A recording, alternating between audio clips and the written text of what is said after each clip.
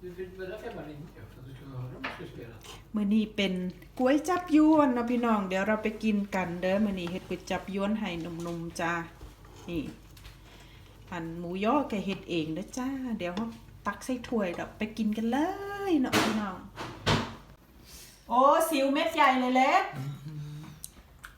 โอ้โหโอ้โหดูชามโอ้โหเล็กโอ้ยชามเบ้อเร่อเลยนะ Upp med bordet sen. โอ้โหเล็ก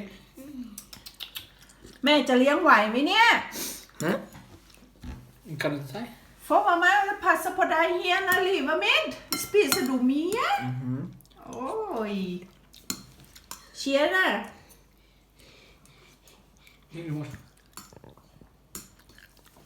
Hallå. Hej. กินหมดยัง ครับเขาจะกินหมดไทยไหม โอ้นี่ก็ชามใหญ่ Hade du? Vilken då? Matte? Nej, jag såg. Det var โอ้ det. โหแก้มลิงกันเนี่ย Hej, vad går? เงินงอนอ แก้มลิง สวัสดีครับ สวัสดีครับทุกคน สวัสดีครับทุกคน Sallad krabb. สวัสดีสุภสุขนะจ๊ะสวัสดีวันนี้เรากินอะไร กล้วยจับยวน ก๋วยจับยวน ครับ วันนี้ผมเหนื่อยมาก นี่ผมเหนื่อยมาก เพราะว่าผมมี swimming test ใช่ 200 มิตร โอเคไหมล่ะ and I did it เพิ่นสอบผ่านด้วยจ้าว่ายน้ำเพิ่นบอกว่าเพิ่นสอบผ่านว่ายน้ำบัดทีนี้เพิ่นเมื่อยหลายมาถึงบ้านเลยบอกว่าแม่ไม่ไปซ้อมบอลนะวันนี้ก็โอเคบ่ให้ไปแม่ก็บ่ให้ไปเพราะว่าเพิ่นเมื่อยหลายนะพี่น้องโอเคว่าชุกุดอันนี้ไอ้นี่มันอยู่ข้างล่างผักชีแมทธิวเอาเยอะๆเลยมีผักชีกับต้นขึ้นช่ายจ้ะ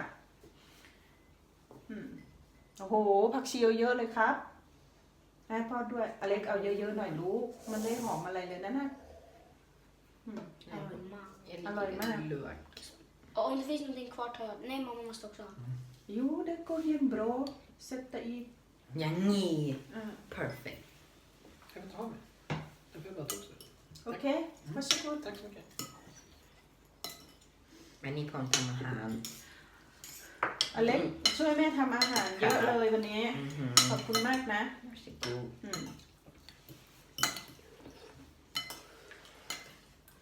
แม่กินนิดเดียวเพราะว่า Och god. อีหยังฝรั่ง Det var jag som lagde den. Kom på klockan sen, var det Aroy? ครับ ร้อนมาก ร้อนมากก็เป่าสิลูกมันต้องกินร้อน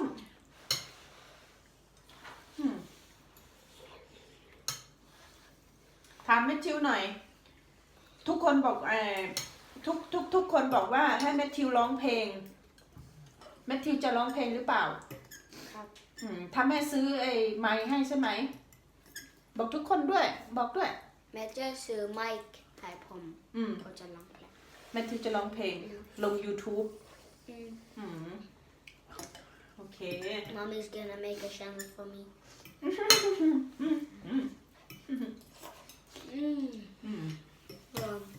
แต่ว่าอร่อยผมอยากกิน อร่อย ดูตรงนี้ เบิ่งแขนสั่ม โอ้ดูแม่ เกือบพักอเล็ก บิด อเล็กชั่นใหญ่ นี่แบบทำไมกินนัวนัวสปอร์ต อันนี้มันพอดีแยงตาเล็กเลยเนาะ Vad? พิเศษอีอันซิ Ja. อันนี้ร้อน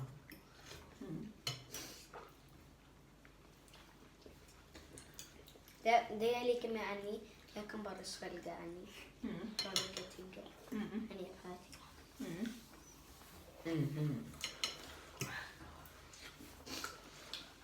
Det var gott. Väldigt, väldigt gott. Aroy makmak. ฝรั่งบอกแสบ Ja, släpp mak. Från อันนี้ไอทำเองหมูยอ อร่อยแต่ว่าผมไม่เห็นหมูไปไหน Din pölse är jättegod. Eller hur? Eller hur? Jättegod. เพิ่นว่าหมูยอแสบจ้ะหมูยอที่แม่บ้านเฮ็ดเองอเล็ก มันไอปิดไอ้นี่พอดีเนาะตรงนี้เอาหายไปแล้ว ผมไม่เห็นหมูไปไหน อเล็กหมูเต็มชามเลยลูก โอ้ร้อนมากตัวทำยังไงร้อนจริงๆวันนี้ผมทำ2 อาหาร ทำอาหาร2 อย่าง ไม่ใช่2 อาหารทุก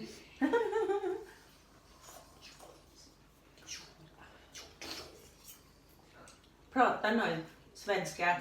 Precis. Och Om jagกินเร็วๆเพราะว่าผมหิวแต่ว่าผมกินไม่ Jag måste ได้ dricka. Jag blir törstig. ชุกดีจนแก้ว ดีเพราะว่าผมกับแม่ทำอาหารอะไร เพราะ มา ว่าต้องอะไรกันไม่ทำอาหาร Titta vad jag gör istället. Jag ska spilla ut. Tack så mycket. อันนี้เป็นน้ำหวานผสมน้ำเย็นเด้อจ้ะหลายคนเพิ่นถามมาอีกแล้วก็ตอบอีกแล้วคือว่า อันน้ำหวานผสมน้ำเย็นจ้ะ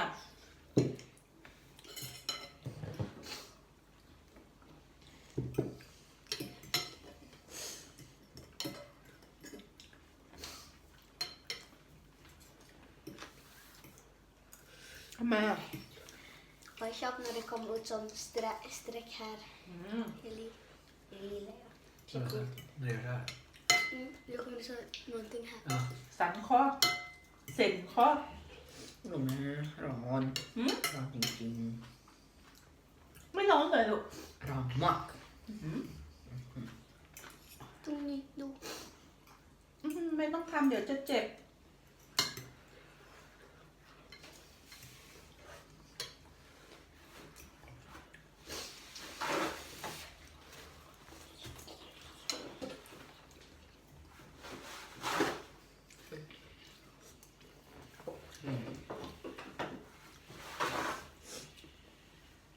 ฝรั่งหมดแล้วอ่ะ ร้อนฝรั่งยังหมดก่อนเลยนะ komกับแม่น่ารักมาก fresh Fresh avocado. Fresh avocado. เล็กได้เยอะกว่าเพื่อน กินหมดไหมอ่ะ กินไม่หมดให้ป๊าป๊า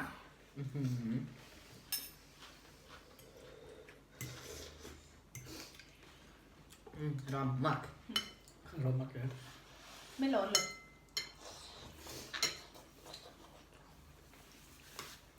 รู้ไหมทุกคน มันร้อนหรือมันฮอต มันฮอตเปเปอร์หรือเปล่า ร้อน ผมจะ But not trust mamma. It's not raw, it's not pet. ผมชอบ ฝรั่ง ผมชอบอาบน้ อืม ำผมชอบล้างมือแล้วก็ผมชอบล้างหน้า อ้าวอกซกไม่รู้ ต้องทำอย่างนี้เดี๋ยวมัน ร้อน จะ ร้อนร้อน ต้องใส่ตู้เย็น ต้องใส่ตู้เย็น ง่ายกว่าไหมถ้าเราจะกินช้ากว่านี้อ่ะเอาไปใส่ตู้ อ เย็ ยาน กกินเร็ว กินเร็ว ๆผมอยากกินเร็ว ๆ โอ้แม่ผมจะชิมอันนี้ใหญ่เส้นใหญ่ ๆ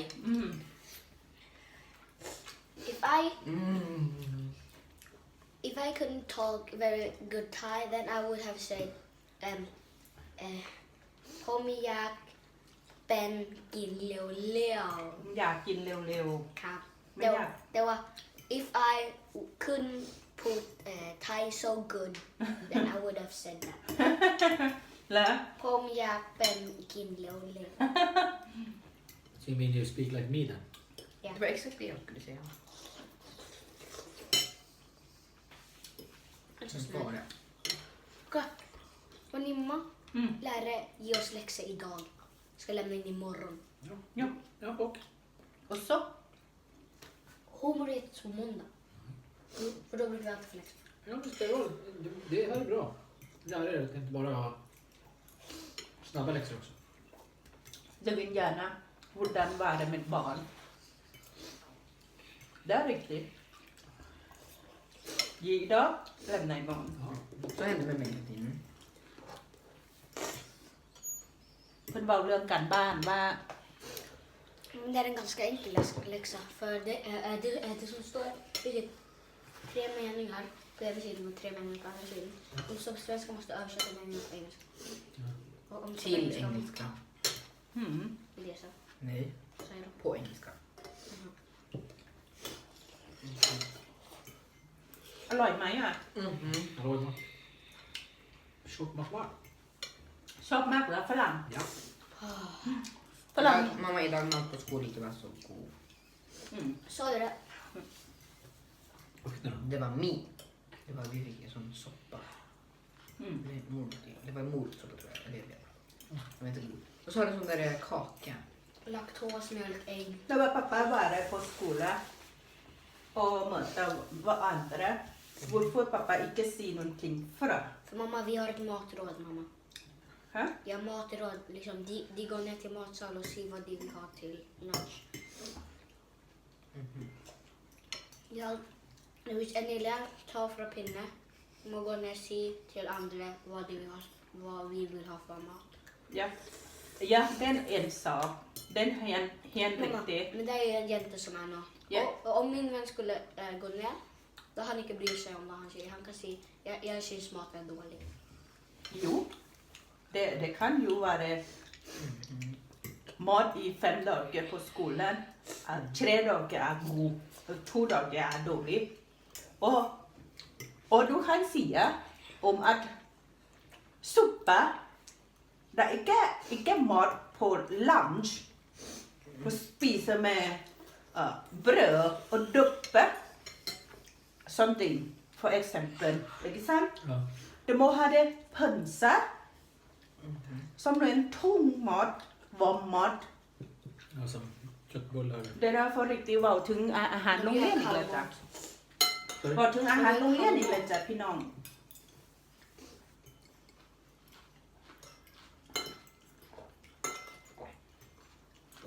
Men arroy.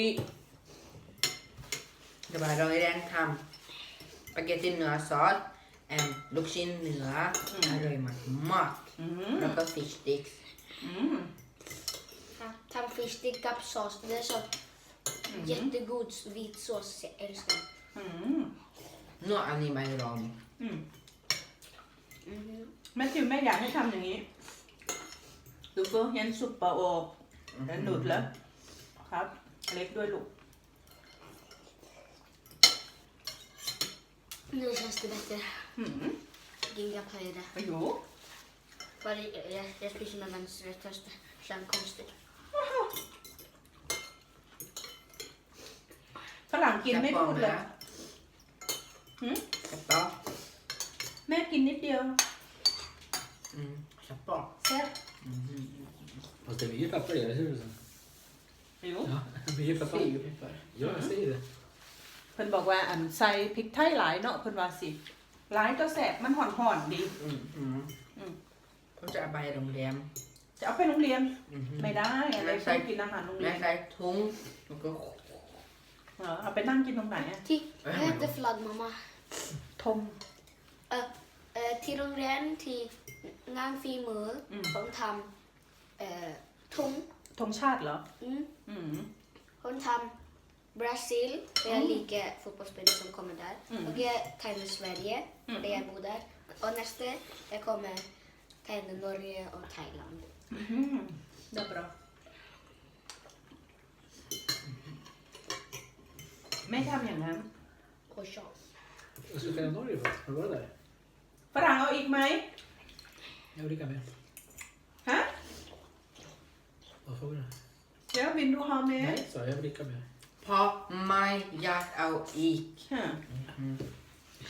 แต่ว่าพ่อแซ่บหลายเอาเล่นกิน Stop bullying me because I'm not good to speak Thai. อันไม่ได้บูลลิ่งอะไรอยู่เลยนะมิเก้ Jo.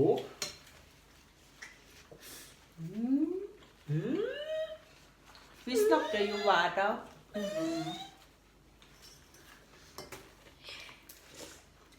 Len อะไร Amma. เมื่อไหร่พองกับแม่พูดไทยพอไม่ฟังใช่ปะเมื่อไหร่พองกับแม่พูดไทยแล้วก็พูดอาหารพอฟัง อ่าฮะ ก็พ่อกินแต่อาหารไง ดู เส้นใหญ่เนี่ย Verkligen ett เย้ lag. คนทำได้